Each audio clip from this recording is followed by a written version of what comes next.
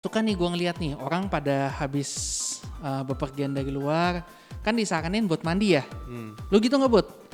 Gue habis dari luar sih nggak cuma mandi ya, biasa gue berenang dulu ya. Jadi supaya lu tau kan, kalau habis dari luar kan nempel nih. Gue berenang supaya kan dia kena kaporit tuh. Jadi semua maksud gue. Ya kan gak semua orang tinggal di empang kayak lu. Gue expect kayak gini deh. Gak bisa Bud. Eksos. Nah misalnya nih sebelum mandi dia oke, gue udah niat mandi. Gue buka maskernya. Nah terus habis itu masuk ke kamar mandi. Ternyata tangan lu kan masih kotor nih. Anggaplah pada saat lu masuk ke kamar mandi itu seluruh badan lu tuh masih kotor gitu. Masih mungkin ada virusnya. Nah sebelum dia cuci tangan, sebelum dia mulai mandi, dia udah mulai megang hidungnya dulu. Garuk-garuk hidungnya atau mungkin megang bibirnya. Itu kan juga salah gitu. Emang lu mandi pas lu pulang gitu. Tapi sebelum mandi lu ngapain dulu?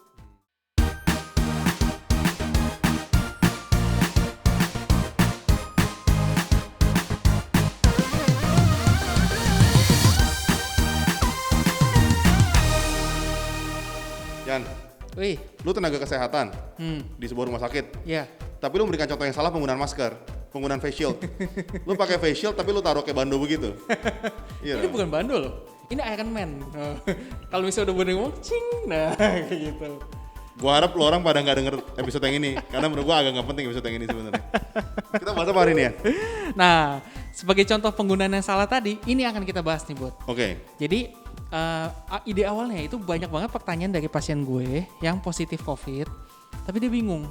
Dia merasa, mungkin Sobat Healthy juga bisa relate nih dengan ini nih. Dia merasa dia udah ngikutin protokol kesehatan. Dia nggak pernah ngumpul-ngumpul, nggak pernah makan bareng, nggak pernah, pokoknya 5M yang dianjurkan tuh dilakukan semua. Tapi kok dia masih positif. I see. Nah, Berarti kemungkinan satu pemakaiannya nggak benar. Yang kedua dokter yang konsultasi sama dia nggak benar. Lu ya dong, lu bayangin ya. Dia APD semua benar. Semua benar. Ketemu sama lu tapi dia positif. Berarti kan dua. Satu dia salah pakainya, dua dokternya yang salah. Lu masih mikir gitu dong. dokter yang COVID-COVIDin pasien. Gimana? Nah, jadi buat kalau misalnya dari sepenglihatan gue ya di masyarakat itu, memang ada asumsi yang salah gitu loh. Oke. Nah, selama ini orang pakai masker apa sih? Gitu. Banyak orang yang mikir kalau misalnya dengan pakai masker itu udara di sekitar ini adalah banyak coronanya. Jadi gue nggak boleh nih buka masker sama sekali. Itu juga gue pikir begitu sebenarnya. Nah, betul kan? Betul. Oh iya dong. Kan lu bayangin ya, lu di luar nih ya. Nah, Orang misalnya haji sembarangan. nah, Atau misalnya mereka buang ludah misalnya. iya. Itu kan berarti kan coronanya bertebangan. Iya dong, logis dong. Ya benar-benar bisa jadi sih berterbangan gitu ya. Tapi sebenarnya gini Bud, masker yang lu pakai itu adalah tipe masker kain. Nah itu memberikan proteksi proteksi sedang lah untuk terhadap droplet. Itu bersin, batuk, itu diproteksi dengan sedang. Oke. Nah masker yang gue pakai adalah masker bedah. Oke. Nah ini proteksinya jauh lebih bagus untuk menangani droplet. Oke. Nah, tapi kedua masker yang kita pakai ini itu nggak akan bisa efektif dengan untuk penularan yang aerosol. Artinya kalau virusnya ada di udara, mau kita pakai masker punya Budi atau punya gue, itu tetap akan kehirup I virusnya. see. Gitu. Oke. Masker yang bisa menahan di udara adalah masker yang disebut dengan N95. Itu mungkin juga lu sempat dengar ya waktu terjadi pandemi awal-awal. Itu satu-satunya masker yang bisa digunakan untuk mencegah penularan melalui udara. Nah, tapi faktanya virus itu jarang banget ada penularannya berdasarkan dari udara. I see. Gitu. Oke. Biasanya virus itu bisa menjadi ada di udara karena tindakan medis yang kita lakukan. Jadi pada saat dokter lagi mau pasang alat bantu nafas nih ke pasien, pasiennya kita tiup dulu pakai balon buat bantuan pernapasan. Itu bisa menyebabkan virusnya nyebar ke udara. Atau kalau misalnya pada ruangan yang kecil, tapi orangnya banyak banget. Nah, jadi pada saat dia tanpa masker ya, jadi pada saat dia bicara, ludahnya kemana-mana dan kemungkinan besar konsentrasi virus di udaranya jadi meningkat dan itu bisa nyebabin penularan aerosol. Kita keluar yuk, ruangannya kan lumayan kecil ini. Hah? Enggak, ruangannya cukup Bud, lu yang kegedean. Terus, gua baru tahu nih kali ini sebenarnya. Terus? Nah itu satu. Terus yang kedua, penggunaan APD yang salah. Jadi prinsipnya gini Bud, contohnya ya. nih masker ini nih, gue sering lihat banget orang makan. Pas makan dia buka masker, ya iya dong, pasti dong. Nah pada saat dia buka masker, kita harus asumsikan bahwa di bagian dalam permukaan masker yang gue pakai, yang bersentuhan sama mulut gue, itu adalah bagian yang bersih. Bersih buat gue, gitu, kotor buat lo. Nah, tapi bagian luar masker, nih yang warna hijau, itu adalah bagian yang kotor. Jadi pada saat lo ngelepas maskernya, usahakan bagian putih itu ditutupin. Kalau bagian putihnya lo taruh di atas meja, terpapar udara begitu aja, dan ya kita nggak tahu nih gini-gini ternyata ada orang yang nggak sengaja batuk atau bersin kena bagian dalam masker lo, berarti kan udah kena kontaminasi virus di masker lo, dan lo pakai lagi pada saat lo selesai makan. Itu nomor satu. Nah yang kedua, suka nih gue ngeliat nih orang pada habis bepergian dari luar kan disaranin buat mandi ya. Lo gitu nggak Bud? Gue habis dari luar sih nggak cuma mandi ya, biasa gue berenang dulu ya. Jadi supaya lu tau kan, kalau habis kita dari luar kan nempel nih. Gue berenang supaya kan dia kena kaporit tuh. Jadi semua maksud gue. Ya kan gak semua orang tinggal di empang kayak lu. Gue expect kayak gini deh. Gak bisa Bud. Next. Nah misalnya nih sebelum mandi dia, oke, gue udah niat mandi. Gue buka maskernya. Nah terus habis itu masuk ke kamar mandi. Ternyata tangan lu kan masih kotor nih, anggaplah pada saat lu masuk ke kamar mandi itu seluruh badan lu tuh masih kotor gitu, masih mungkin ada virusnya. Nah sebelum dia cuci tangan, sebelum dia mulai mandi, dia udah mulai megang hidungnya dulu, garuk-garuk hidungnya, atau mungkin megang bibirnya. Itu kan juga salah gitu. Emang lu mandi pas lu pulang gitu, tapi sebelum mandi lu ngapain dulu gitu. Yang ketiga, kadang-kadang nih ya penggunaannya adalah sarung tangan. Lu pernah lihat nggak Bud, orang kalau misalnya di tempat umum nih ada yang pakai sarung tangan karet yang buat bedah itu, dengan asumsi bahwa kalau gue udah pakai sarung tangan karet, tangan gue bersih, nggak kena virus. Itu benar. Jadi virusnya kalaupun ada, dia akan nempel di sarung tangannya. Tapi yang kadang-kadang salah adalah pada saat melepaskan sarung tangannya, atau pada saat dia nganggep begitu dia pakai sarung tangan dia steril. Jadi dia pegang hidungnya, dia pegang mulutnya dengan sarung tangan yang kotor itu. Ya ngaco dong kalau gitu dia. Ngaco, tapi itu loh yang terjadi gitu. Terus yang kedua, pada saat dia ngelepas sarung tangannya, dia ngelepas sarung tangannya, tangan yang kotor itu menyentuh bagian sisi dalam di tangannya. Otomatis sebenarnya nggak ada guna juga lu pakai sarung tangan kalau kayak gitu. Nah setelah itu tangan yang sudah terkontaminasi virus itu nggak dicuci, nggak dibersihin pakai alkohol. Nah sebenarnya faktanya penyebaran virus yang secara tidak langsung inilah yang sering menjadi pithole. Jadi orang tuh kok gue bisa kena ya, padahal banyak sekali yang mereka lakukan seperti itu Bud. Termasuk lu nih, lu kayaknya juga kan nggak tahu. Iya, yang soal di empang sih gue baru tahu sebenarnya. Gue itu baru tahu nggak, tapi yang pertanyaan gue gini, ini yang menggelitik gue. Selama ini pikiran gue yakin, dan gue juga banyak teman awam kita berpikir bahwa masker itu melindungi virus yang di udara, gitu. Pertanyaannya berarti sebetulnya nggak, di udara tuh tetap ada virusnya kan? Pertanyaan gue itu.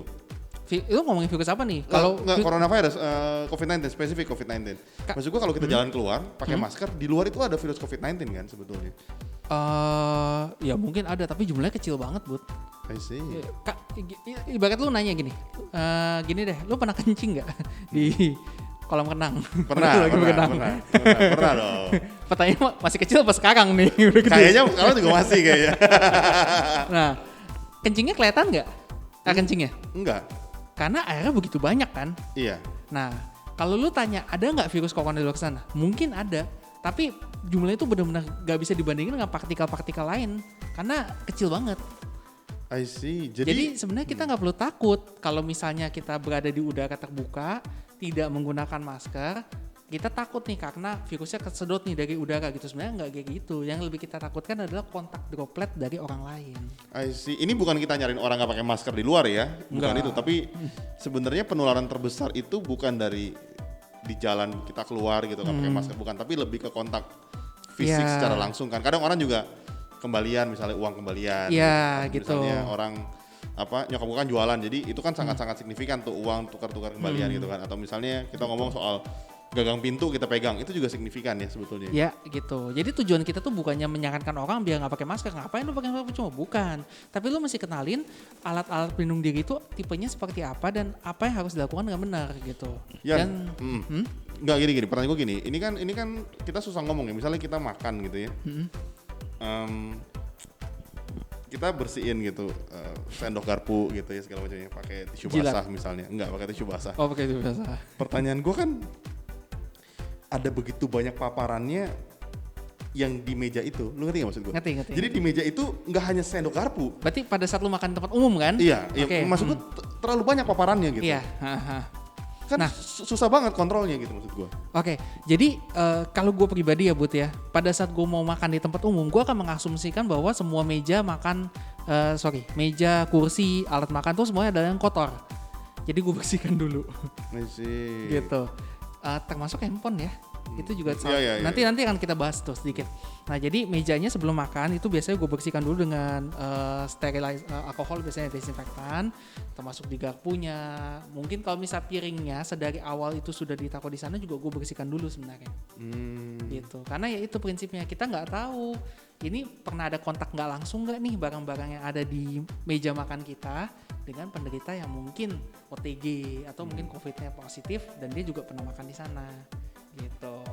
I see. Gue setuju sih, terutama yang bilang soal handphone karena handphone tuh sadar nggak sadar kita pegang terus gitu. Iya. Kadang-kadang kita nggak tahu lagi ini kena apa gitu barangnya gitu loh. Nah, sering kali gitu. Salah satu yang menarik kayak gini Bud. Jadi pada saat orang pulang ya, dia ingat untuk cuci tangan. Tapi dia nggak ingat untuk bersihin handphonenya. Iya, setuju. Betul kan? Setuju Iya, kan? iya. Padahal pada saat lu cuci tangan nih, oke tangan lu udah bersih, udah putih. Tapi lu sentuh handphone lu lagi, otomatis ya tangan lu ya kena lagi gitu. Kita anggap kotor lagi. Gitu. Kalau misalnya handphonenya ternyata ada virus coronanya di sana, maka tangan lu udah terinfeksi lagi. Got it. Gitu. Oke. Jadi sebenarnya bukan hanya patuh penggunaan APD, tapi lu mesti tahu prinsipnya.